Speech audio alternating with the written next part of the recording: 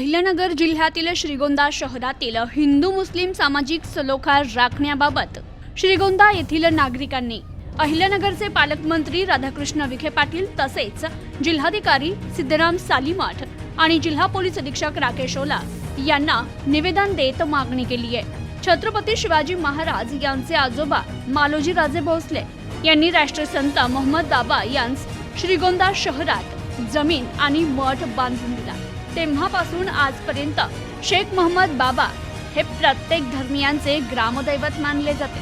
त्यामुळे श्रीगोंदा शहरात कधीच हिंदू मुस्लिम असा वाद झाला नाही।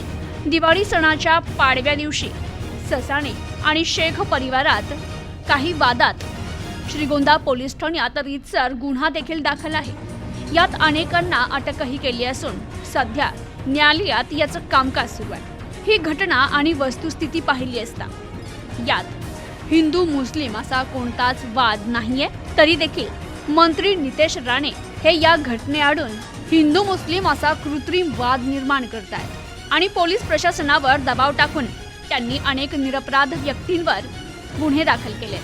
तसेच ते येत्या 5 फेब्रुवारी 2025 रोजी श्रीगोंदा शहरात येत असून त्यांच्या भाषण अथवा भूमिकेमुळे श्रीगोंदामधील हिंदू मुस्लिम धार्मिक सलोखा बिघडू शकतो।